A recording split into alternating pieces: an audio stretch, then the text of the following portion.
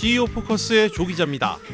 이번 영상에서는 구본준 LX그룹 회장, 구본성 전 아워엄 부회장, 최문석 신세계가사 대표를 통해 범 LG가에서 일어나고 있는 경영 관련 소식과 신세계그룹의 아픈 손가락으로 평가받는 신세계가사 대표의 편치 않은 속사정 준비했습니다.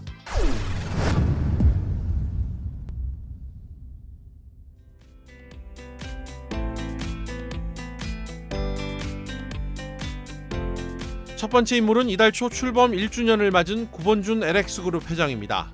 구본준 회장은 고 구본무 LG그룹 회장의 동생으로 재계에 잘 알려져 있는데요. 그에게는 LG그룹 내에서 못다 이룬 꿈이 하나 있었습니다. 바로 반도체 사업이죠. 구본준 회장과 반도체의 인연은 약 25년 전으로 거슬러 올라갑니다. 그는 LG그룹의 전략통으로서 신사업 발굴에 관심이 많았는데요. 반도체 사업도 관심사 중 하나였고 그에 맞게 전문 지식까지 상세히 공부해 전문가 수준에 도달할 정도였다고 합니다. 구 회장은 반도체 사업을 키우겠다는 포부로 1997년부터 1998년까지 LG반도체 대표로 일했습니다.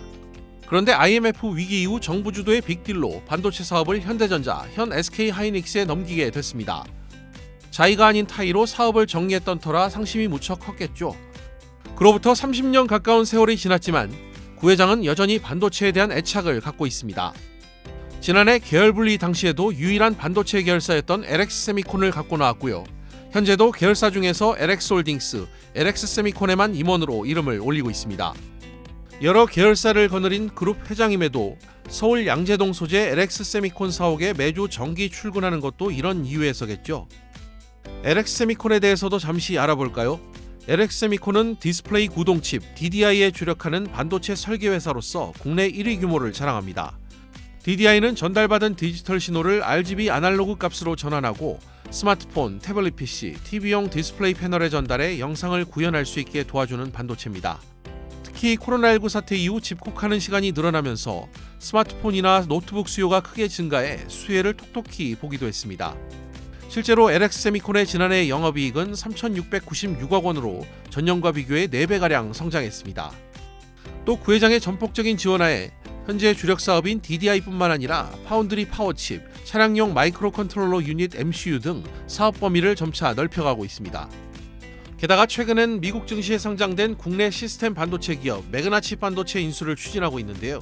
공교롭게도 매그나칩 반도체는 과거 하이닉스 반도체, 현 SK하이닉스가 메모리 반도체 집중을 위해 2004년 비메모리 사업 부문을 정리하면서 분사시킨 회사입니다. 그러니 매그나칩 반도체가 LX그룹에 인수될 경우 20여 년 만에 다시 구 회장 품으로 돌아오는 셈입니다. 매그나칩 반도체는 LX세미콘의 주력 사업인 DDI 설계와 생산을 주력으로 한다는 점에서 사업 확장에 속도를 더할 최적의 메모리란 평가를 받고 있습니다. 또 최근 품귀 현상을 빚는 자동차용 전력 반도체 시장에도 진출해 하반기 양산을 준비 중인 것으로 알려지면서 사업 포트폴리오 확장에도 유리합니다. 실제 인수 가능성은 얼마나 될까요?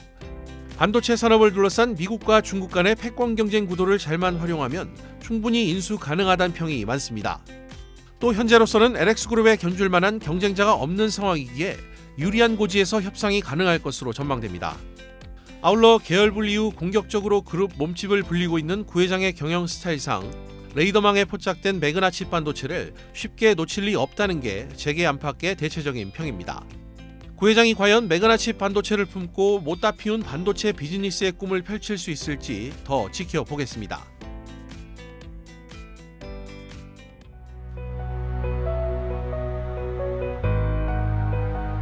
두 번째로 주목한 재계 인사 역시 범 LG가 인물입니다.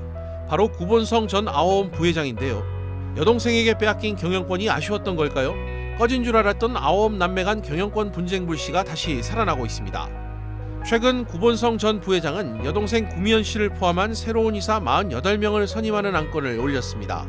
안건 중엔 막내 여동생 구지은 대표 측 이사와 감사를 해임하는 내용도 포함되어 있었는데요. 이는 구지은 대표를 압박하기 위한 포석으로 읽힙니다. 현재 대표가 선임한 이사 21명을 모두 해임하고 경영권을 되찾기 위해서란 평가가 대체적입니다.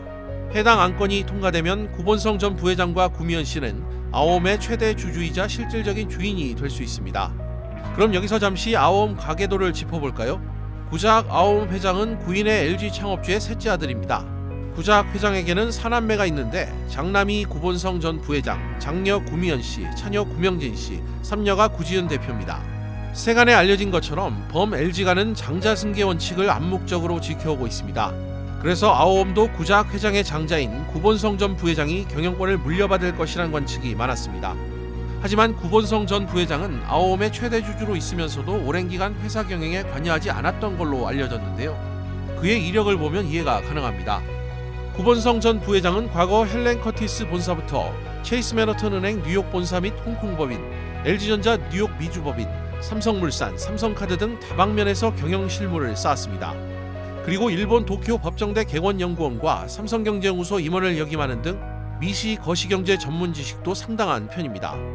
그러던 구본성 전 부회장이 아오엄 경영에 참여한 건 2016년도부터입니다. 사실 대표이사를 맡은 첫 해에는 경영 성적표도 나쁘지 않았습니다.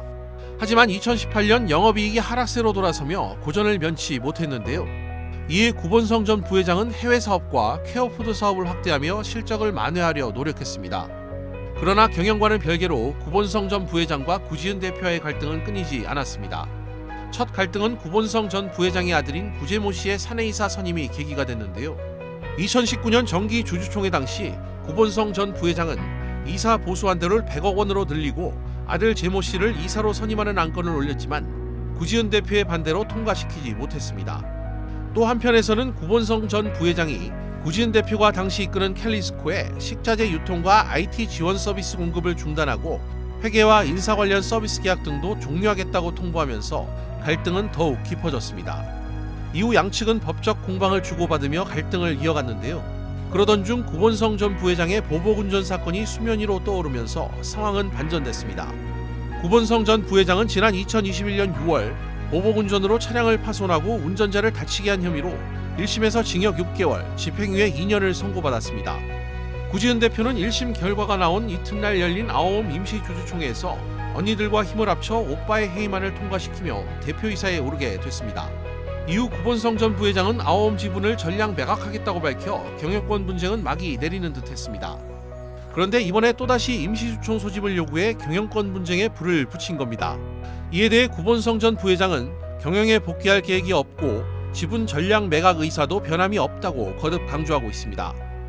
그저 지분 매각 절차를 신속히 진행할 이사진을 새로 꾸리고자 임시주총을 소집했다는 건데요. 일각에선 배당 문제가 이번 사태와 관련이 있다는 시각도 있습니다. 구지은 대표가 회사 경영 정상화를 목표로 창사 후 첫 무배당을 결정하자 구본성 전 부회장이 불만을 품고 임시주총 소집에 나섰다는 얘기입니다. 또 구본성 전 부회장이 배당금으로만 1,000억 원을 달라고 했다는 이야기까지 들리고 있습니다. 어찌됐건 구본성 전 부회장과 첫째 딸 구미연 씨가 손을 잡으면서 현 구지은 체제는 위태로워졌습니다. 지분 구도를 보면 이해가 가능한데요.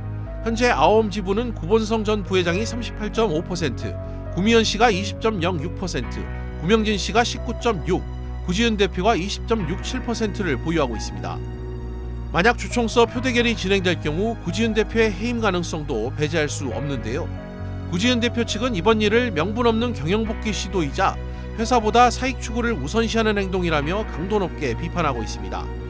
이를 지켜보고 있는 노동조합의 불만도 큽니다. 아오엄 노조는 지난 4월 28일 성명을 통해 코로나19로 최악의 경영 환경임에도 불구하고 본인들의 이익과 배당에만 관심 있는 오너를 강력히 규탄한다. 아오엄을 무너뜨리려고 위협하는 세력에 경고한다며 경영 안정을 뒤흔드는 사태를 절대 좌시하지 않겠다고 강조했습니다. 아오엄의 균열은 여전히 현재 진행 중입니다. 5월 3일에는 매각 주관사 라레팡스 파트너스가 구본성 전 부회장의 지분과 구미연 씨의 지분 58.62% 매각에 대한 투자 안내문을 발표했고요. 국제 사모펀드 운용사 콜버그 크레비스 로버츠는 아오엄 인수 의사를 밝히기도 했습니다. 그런가 하면 구미연 씨는 5월 4일 임시 주주총회 소집 허가 신청을 철회하며 발을 빼는 모습도 보였는데요. 이에 따라 구본성 전 부회장의 계획은 일단 지연될 전망입니다. 아오엄 오너 일가에서 벌어지고 있는 난매의 난은 어떻게 마무리될까요? 제게는 물론 세간의 관심마저 집중되고 있습니다.